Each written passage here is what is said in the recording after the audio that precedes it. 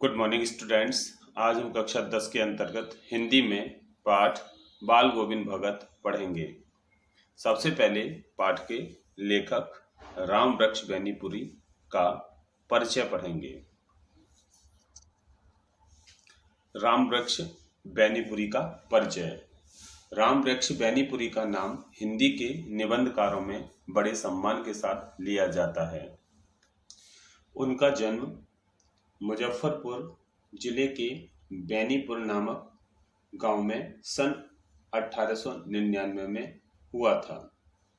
बचपन में ही उनके माता पिता का देहांत हो गया था। उन्होंने अनेक कठिनाइयां सहकर 10वीं कक्षा उत्तीर्ण की। सन 1920 में वे गांधी जी द्वारा चलाए जा रहे असहयोग आंदोलन में कूद पड़े। स्वतंत्रता संग्राम के दिनों में उन्हें अनेक बार जेल जाना पड़ा। उन्होंने आजीविका के लिए पत्रकारिता और साहित्य लेखन को अपनाया। सन 1968 में उनका स्वर्गवास हो गया। इसी क्रम में पाठ का आगे वाला बिंदु है पाठ का परिचय। आइए पढ़ते हैं। बाल गोविंद भगत रेखा चित्र के माध्यम से लेखक ने एक ऐसे विलक्षण चरित्र का उद्घाटन किया है जो मनुष्यता, लोक संस्कृति और सामूहिक चेतना का प्रतीक है। वेशभूषा या बाह्य अनुष्ठानों से कोई सन्यासी नहीं होता। सन्यास का आधार जीवन के मानवीय सरोकार होते हैं। बाल गोविंद भगत इसी आधार पर लेखक को सन्यासी लगते हैं। यह पाठ सामाजिक रूढ़ियों पर भी प्रहार करता है। इस रेखा चित्र की एक विशेषता यह भी है कि बाल गोविंद भगत के माध्यम से ग्रामीण जीवन की सजीव झांकी देखने को मिल जाती है। इसी क्रम में पाठ का आगे वाला बिंदु है लेखक का जातीय अहंकार। आइए पढ़ते हैं लेखक का क्या जातीय अहंकार था। न जाने किस प्रेरणा से लेखक के ब्राह्मण होने का गर्व तेली भगत के सामने झुक जाता था। हालांकि बचपन से लेखक के मन में खरा ब्राह्मण होने की झक सवार थी। वह संध्या, हवन, तिलक, चंदन आदि सबका पालन करता था। इसी कारण से वह तेलियों को नीचा मानकर उनसे लगाव नहीं रखता था। अज्ञान के कारण बचपन से ही उसे ज्ञात नहीं था कि ऊंच नीच का भाव बहुत घृणित है। पाठ का आगे वाला बिंदु है बाल गोविंद एक कबीरपंथी भगत। आइए पढ़ते हैं। बाल गोविंद मझोले कद के गोरे चिट्टे आदमी थे। चेहरे पर चमकती सफेद दाढ़ी थी। कपड़े बहुत कम पहनते थे। सिर पर कनफटी टोपी थी। जाड़े में काली कंबल पहने रहते। माथे पर रामानंदी चंदन सुशोभित रहता था, परंतु फिर भी वे गृहस्थ थे। लेखक ने उनके पुत्र पतोहू को देखा था। थोड़ी बहुत खेती और मकान भी था। बाल गोविंद खेतीबाड़ी करते हुए भी साधु थे। वे साहब को मानते थे, कभी झूठा व्यवहार नहीं करते थे, सदा साफ बोलते थे, किसी की भी कोई चीज नहीं लेते थे।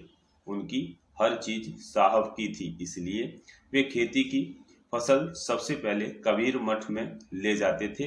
वहीं से प्रसाद रूप में लाकर घर का गुजारा करते थे। इसी क्रम में आगे वाला बिंदु है मस्त गायक भगत।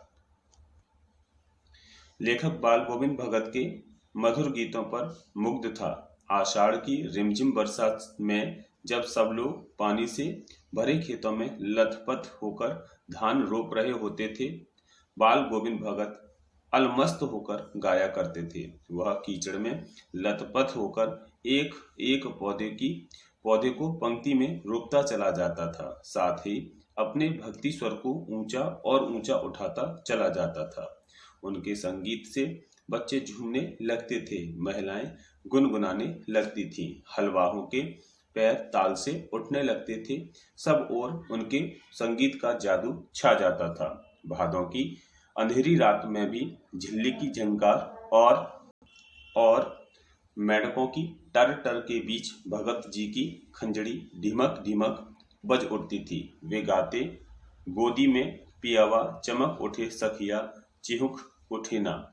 सारा संसार जब सोया रहता था तब भगत जी गाते थे, तेरी गठरी में लागा चोर मुसाफिर जाग जरा।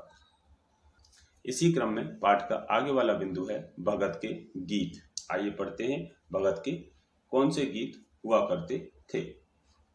कार्तिक महीना शुरू होते ही फागुन तक भगत जी की प्रभातियां शुरू हो जाती थीं।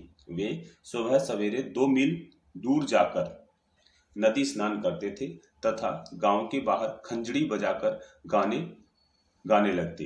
एक दिन घोर कांपती सर्दी में भी वे भोर के समय लेखक ने उसे गाते बजाते नाचते देखा। वातावरण भोर के रहस्य से ढका रहता। बाल गोविंद भगत मुंह से लगातार भजन गाए जा रहे थे। वे मस्त होकर खड़े होने को हो जाते। कप कपाने वाली सर्दी में भी उनके माथे से पसीना झलकने लगता था।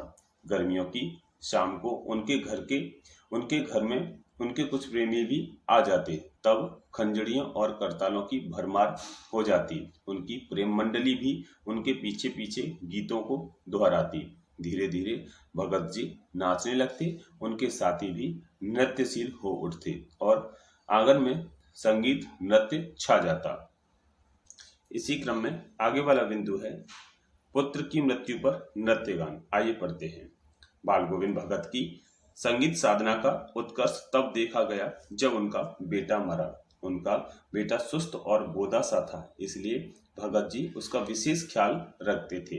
एक दिन वह चल बसा। लोग उसके घर पहुंचे।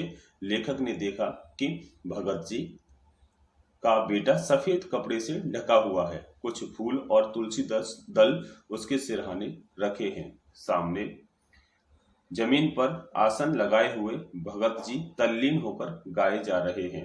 पतोहू का रो रो कर बुरा हाल है।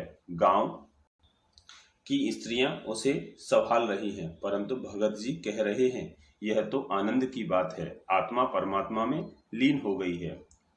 उनका यह रूप देखकर लोग दंग थे। इसी क्रम में आगे वाला बिंदु है बहू की विदाई। आइए पढ़ते हैं। भगत जी ने क्रियाकर्म की रस्में नहीं निभाई। बेटे को आग भी पतोहू से दिलवाई। श्राद्ध होते होते उन्होंने पतोहू के भाइयों को बुलाकर उन्हें आदेश दिया, यह जवान है, इसकी और कहीं शादी कर देना। पतोहू रो रो कर कह रही थी कि वह उन्हीं के साथ रहकर उनकी सेवा करेगी, परंतु भगत जी अटल थे। बोले, अगर यह घर छोड़कर नहीं जाएगी तो मैं चला जाऊंगा।